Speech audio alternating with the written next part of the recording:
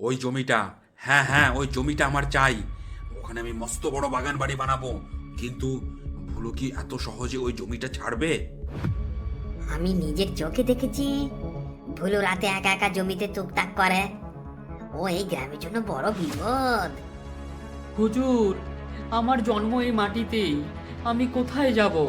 আপনারা জমি চাইলে নিয়ে নিন, কিন্তু কিন্তু আমাদের এই গ্রাম ছাড়া করবেন না। না বাবা, জমি দিও না। ওই জমি আমাদের মা। তুমি ভয় পেও না, কাল আমি তোমার সাথে পঞ্চায়েতে যাব।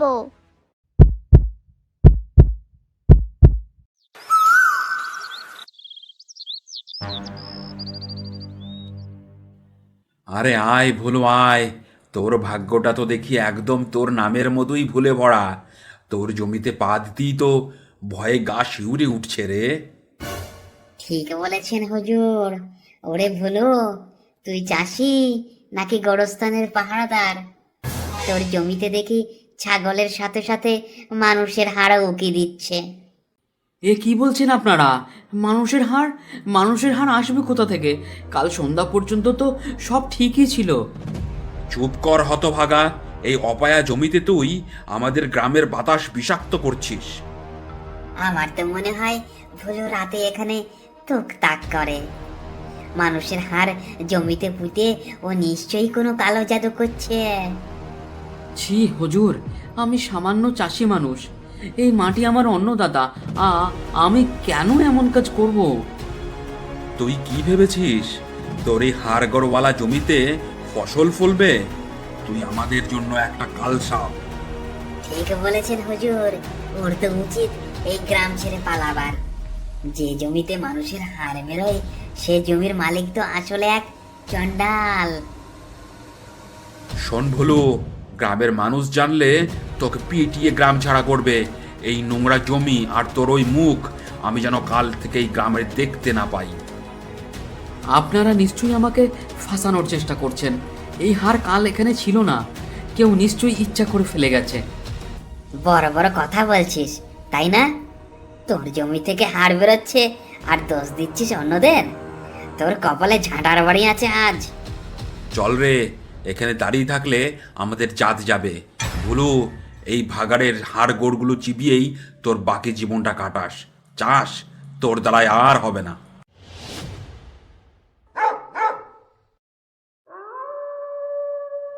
আহ হা হা হা। দেখলে তো ভুলুর মুখটা কেমন ফ্যাকাশে হয়ে গেছিল। ভাবছে ওর জমিটা মনে হয় সত্যি কোনো অভিশপ্ত জমি। ঠিক ধরেছেন হুজুর। আমি তো কাল মাঝরাতেই সব ছাগলের হাড় আর কয়েকটা মরা মানুষের হাড় ভুলুর জমিতে ছড়িয়ে দিয়ে এসেছি। আর আজ আর আজ কেল্লা ফতে। সাব্বাস। এবার লোকে যখন জানবে ওর জমিতে মানুষের হাড় পাওয়া গেছে, তখন সবাই ওকে এক ঘরে করে দেবে। একদম হুজুর। গ্রামের মাতব্বরদের কান আমি এর মধ্যে ভারী করা শুরু করে দিয়েছি। সবাই ভাবছে ওই জমিতে ভুলু ডাইনি বিদ্যা শেখে। ওই জমিটা, হ্যাঁ হ্যাঁ, ওই জমিটা আমার চাই। ওখানে আমি মস্ত বড় বাগান বাড়ি বানাবো।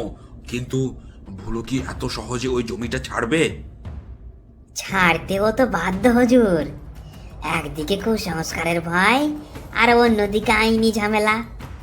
ওকে আমরা হাজতের ভয় দেখাবো। হ্যাঁ, ওকে বলতে হবে পুলিশ জানলে খুনের মামলা দিয়ে হাজতের ভিতরে পাঠাবে। তখন প্রাণের ভয়ে ও জমি এমনিই লিখে দেবে। আর টাকার কথা বলে ওকে আমরা দেবো কানা করি। অপয়া জমি বলে ওকে জলের দামে জমি বেচতে বাধ্য করব। কিন্তু গ্রামবাসী যদি সন্দেহ করে, কেউ যদি তদন্ত করতে যায়? আরে হুজুর, গ্রামবাসী তো ভয়েই ওই জমি ধার দিয়ে যাবে না।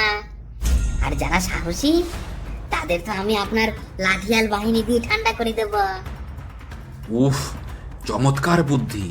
ফুলু চাষি ভাবতেও পারেনি ওর সোনার ফসল হওয়া জমিটা আজ ওরই গলার ফাঁস হয়ে যাবে। এখন শুধু কয়েকটা দিন অপেক্ষা করুন হুজুর। ভুলু নিজেই এসে আপনার পায়ে পড়বে।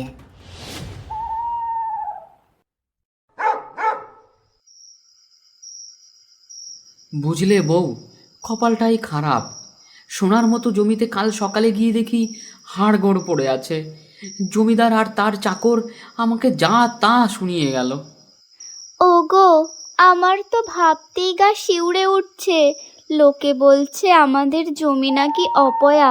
কাল পঞ্চায়েতে যদি গ্রামের লোকে আমাদের এক ঘরে করে দেয়। ওটাই তো চিন্তা।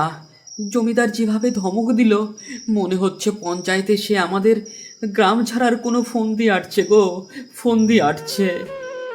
বাবা, তুমি তো রোজ জমিতে কাজ করো। কাল পর্যন্ত তো সব পরিষ্কারই ছিল। আজ হাড় কোত্থেকে এলো? কেউ কি ইচ্ছা করে ফেলে দিয়ে গেছে?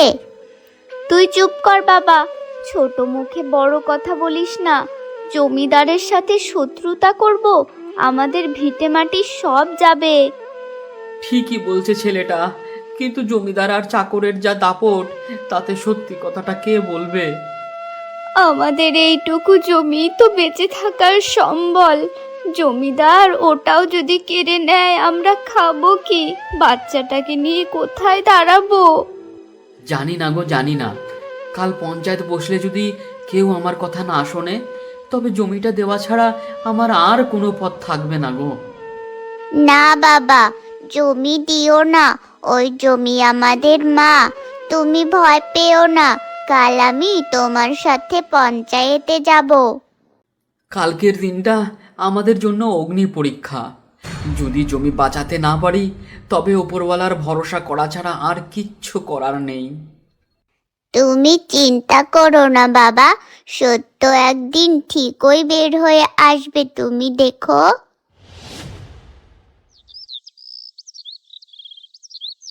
ভুলু, তোমার জমিতে মানুষের হাড় পাওয়া গেছে, এটা কি সত্যি? গ্রামের পবিত্র মাটিতে এমন অপবিত্র কাজ কেন করলে? প্রধান মশাই, আমি নির্দোষ। আমি কিচ্ছু জানি না। কেউ নিশ্চয়ই আমার সর্বনাশ করার জন্য ওগুলো ফেলেছে। আরে থামো ভুলু, ওই সব কেউ ফেলে দেয়নি, বরং তোমার পাপের হাড় মাটির ভিতর থেকে বেরিয়ে এসেছে। তুমি ডাইনি বিদ্যা জানো, তাই ওই জমি অপয়া হয়ে গেছে। আমি নিজের চোখে দেখেছি ভুলু রাতে একা একা জমিতে টুকটাক করে। ও এই গ্রামের জন্য বড় বিপদ।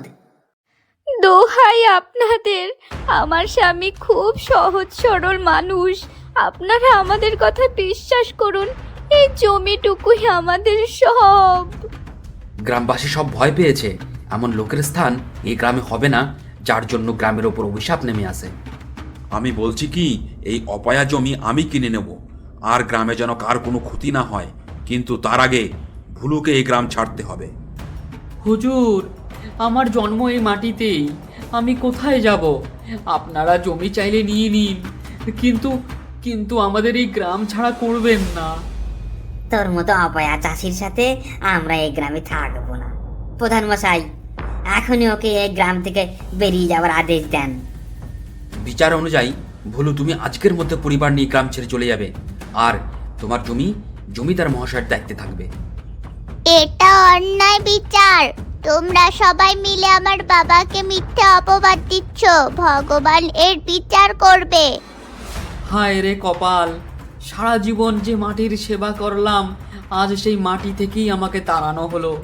চলো গো চলো, এ গ্রামে আর ইনসাফ নেই।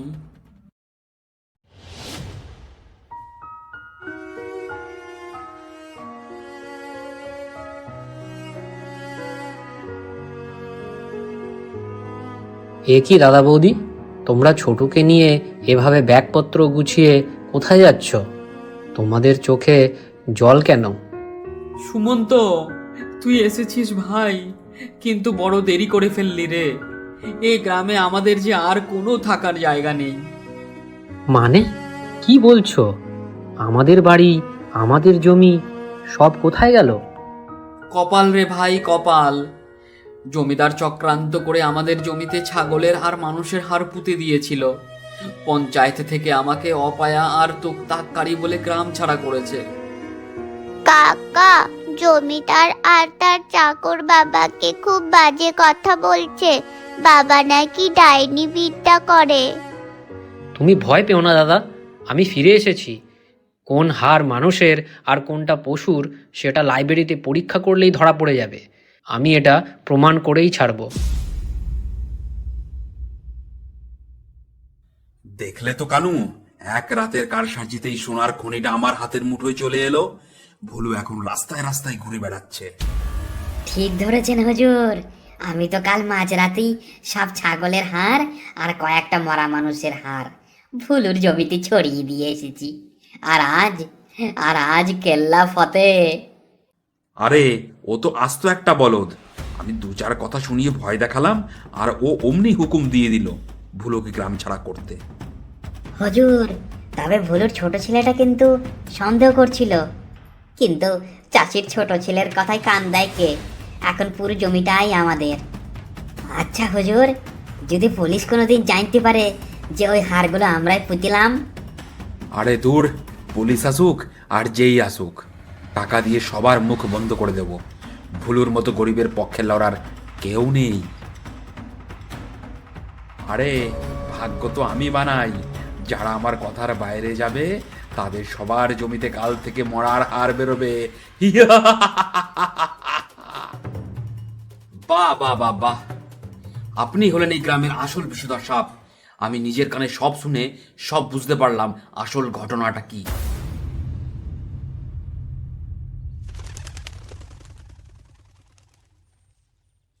গ্রামবাসী ভাই সব, আমি আপনাদের কাছে ক্ষমা চাইছি। আমার চোখের সামনে এই শয়তান জমিদার ভুলুর মতো এক নিরীহ চাষিকে ঠকিয়েছে, আর আমি তা বুঝতে পারিনি। ছি, আপনি আমাদের গ্রামের অন্নদাতা হওয়ার বদলে চোর সেজেছেন। আপনাদের লজ্জা হওয়া উচিত জমিদার মশাই। আমাকে ছেড়ে দিন প্রধান মশাই, আমি ভুলুর জমি ফেরত দিয়ে দেবো।